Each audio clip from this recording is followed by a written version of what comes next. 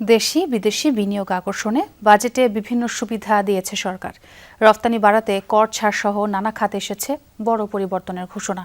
14 দিনে ব্যবসা শুরু, বিদেশি বিনিয়োগকারীদের দ্রুত মুনাফা নিয়ে যাওয়া সহ আরও অনেক নীতি সহজ করার কথা জানানো হয়েছে। আজ বিডা ও এনবিআর এর 20-26-এর বাজেট পরিবর্তনের সেমিনারে এসব তথ্য তুলে ধরা হয়। তবে শিল্পোদ্যোক্তারা জানান, গ্যাস, জমি, ডলার সংকট ও নীতিগত অনিশ্চয়তার পুরনো সমস্যাগুলো এখনও পুরোপুরি কাটেনি।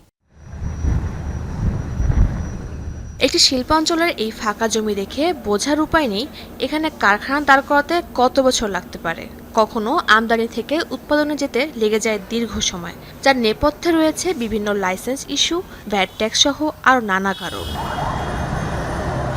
এসব জটিলতা কাটিয়ে দেশে একটি বিনিয়োগ বান্ধব পরিবেশ গড়ে তুলতে চায় সরকার। দেশি বিদেশি উদ্যোক্তাদের আকর্ষণে বাজেটে রাখা হয়েছে শুল্ক ছাড় সহ বিভিন্ন প্রণোদনা। বৃহস্পতিবার বিডা ও এনবিআর এর 2026-এ বাজেট পরিবর্তনের সেমিনারে জানানো হয়েছে এসব তথ্য। আমাদের মূল সমস্যা করের হার নিয়ে নয়, বরং সমস্যা হলো কর জালের পরিধি নিয়ে। আমাদের করের হার বিশ্বের অন্যতম সর্বোচ্চ। বিশ্বব্যাংক ও IMF এর সাথে বৈঠকে বসলে এই বিষয়টি বারবার তুলে ধরা হয় এবং তারা এটি নিশ্চিত করে যে আমাদের এই ঘাটতি রয়েছে। সমাধানের চেষ্টায় আমরা এগিয়ে চলছি। রফতানি বহুমুখীকরণে 10টি নতুন খাতকে শুল্কমুক্ত আমদানির সুযোগ দেওয়া হয়েছে।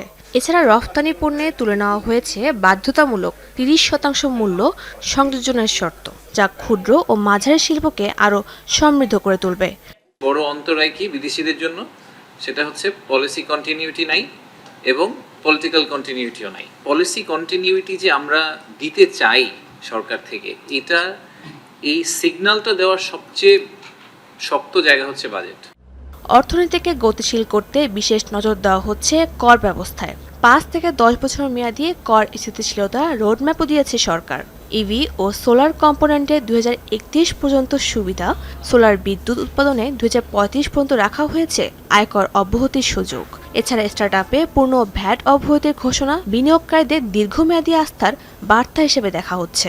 জ্বালানি সমস্যার সমাধানের জন্য একেবারে highest position of the government থেকে শুরু করে প্রত্যেকেই, আমাদের মাননীয় প্রধানমন্ত্রী থেকে শুরু করে প্রত্যেকেই খুব ডিলিজেন্টলি এটাকে ফলো করছেন। ব্যাংকের লোন পরিশোধ করতেই হচ্ছে, কিন্তু ওনারা গ্যাস পাচ্ছেন না।